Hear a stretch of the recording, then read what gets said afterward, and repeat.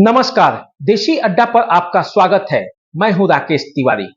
मुख्यमंत्री की कुर्सी पर लगभग अपनी अंतिम पारी खेल रहे नीतीश कुमार ने जाते जाते जातीय सर्वे के नाम पर मधुमक्खी के खोते में ढेला मारकर मधुमक्खी को उड़ा दिया है। अब जब मधुमक्खी उड़ती है तो वो किसको काटती है कोई पता नहीं, क्योंकि मधुमक्खी का खोता उजड़ चुका है और अब मधुमक्खी उड़ उड़कर सबको काट रही है। क्योंकि आप जानते हैं कि ढेला फेंकने वाले को भी कभी कभी मधुमक्खी दौड़ा दौड़ा कर काटती है और तब ऐसा भी होता है कि उसे पानी भी नहीं पीने देती। जातीय सर्वे के नाम पर जो रिपोर्ट जारी हुआ है उसके बाद अब धीरे धीरे ये देखने को मिल रहा है। इस जातीय सर्वे के बाद न सिर्फ सवर्ण वर्ग के लोगों में अपनी संख्या को लेकर गुस्सा है, बल्कि पिछड़ी जातियों के कई वर्ग भी मुख्यमंत्री नीतीश कुमार को इस मुद्दे पर निशाने पर ले रहे हैं। अब सवाल ये आता है कि जिन जातियों की संख्या रिपोर्ट में कम है, उनको ऐसा लगता है कि नीतीश कुमार ने जानबूझकर इन जातियों के सर्वे रिपोर्ट में उनका संख्या कम करके रखा है, जबकि सच्चाई कुछ और हो सकती है। लेकिन फिर भी इन्हें संतोष नहीं है और इन जातियों के प्रतिनिधित्व करने वाले नेता इस आंकड़े पर सवाल उठा चुके हैं। अब सवाल उठाना ही सिर्फ बड़ी बात नहीं है, जातीय सर्वे के बाद अब जो धीरे धीरे इसे विश्लेषण करके देखा जा रहा है तो उससे कई गंभीर परिणाम सामने आने वाले दिख रहे हैं। लोगों को लग रहा है कि हमारा हक तो वर्षों से मारा जा रहा था और ये हक मारने वाले कौन हैं, अब इसकी भी पड़ताल हो रही है। लोग सोचने पर ये विवश हैं कि आखिर इनका हक मारा तो कौन, और यदि सोच नहीं रहे हैं तो विपक्ष की पार्टियां इन मुद्दों को हवा दे देकर लोगों को सोचने पर मजबूर कर रही हैं।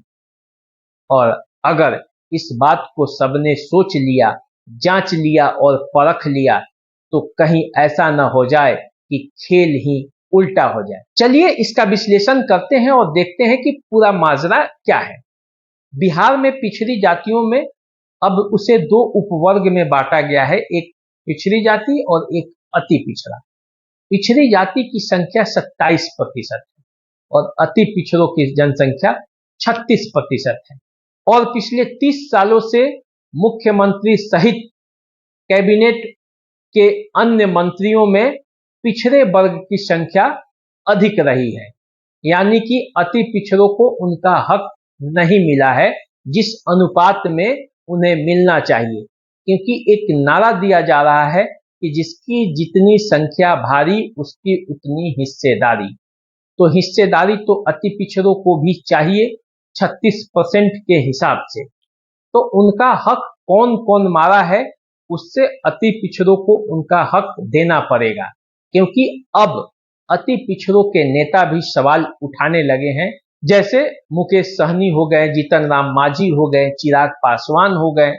इस तरह से कई अति पिछड़ी जातियों में ऐसे नेता हैं जो अपने हक और हुकूक के लिए अब आगे सवाल करने लगे हैं। तो अब वे सवाल करेंगे तो किससे? जो सत्ता में है, और सत्ता में कौन है? सत्ता में है पिछड़ी जाति के लोग। तो यदि सवाल होगा तो उनसे होगा, हिस्सेदारी देना होगा तो उनको देना होगा, क्योंकि सवर्ण जातियां तो पहले ही सत्ता से बाहर हो चुकी हैं। अब वो एक जोरन है। कहने का मतलब यह है कि अति पिछड़ी जाति और पिछड़ी जातियों में जब संघर्ष होगा, यानी कि जब दो लड़ेंगे, तो उसमें सवर्ण वर्ग का जो वोट होगा वो जोरन का काम करेगा। अब दूध लेकर दोनों पक्ष के लोग खड़े होंगे और जिसमें सवर्ण वर्ग का जोरन पड़ जाएगा उसका दूध का दही जम जाएगा, यानी कि उसे सत्ता मिल जाएगी। ये मैं नहीं कह रहा हूं, ये कह रहे हैं विपक्ष के वे दल जो नीतीश कुमार का काट करना चाहते हैं। अब देखिए, जातीय सर्वे का जो सबसे बड़ा असर होने वाला है वो ये है कि आने वाले आगामी कई चुनाव पिछड़ा बनाम पिछड़ा होगा, यानी कि पिछड़ों को पिछड़ों से लड़ना पड़ेगा और अपना हक लेना पड़ेगा। तो इसलिए अब लड़ाई का दौर जो है वो बदल जाएगा। अब सवर्ण वर्सेस पिछड़ा ये लड़ाई न होकर पिछड़ा वर्सेस अति पिछड़ा होगा, और जब पिछड़ा वर्सेस अति पिछड़ा की लड़ाई होगी तो उसमें देखना होगा कि कौन बाजी मारता है। लड़ाई चाहे जो हो, राजनीतिज्ञ हैं तो वे जातियों में बांट बांट कर, धर्म में बांट बांट कर जनता को लड़ाएंगे और अपना वोट पाएंगे। वोट पाने के इस चक्कर में कई भागों में बांटा जाएगा आम जनता को, ये सत्य है, सदियों से ऐसा होता आया है, आगे भी ऐसा होगा। लेकिन आपको और हमको सतर्क रहना है। आपको देखना है कि लड़ाई चाहे जो हो, लेकिन आपको ऐसे नेता का चुनाव करना है जो देश प्रदेश की भलाई का कार्य करे।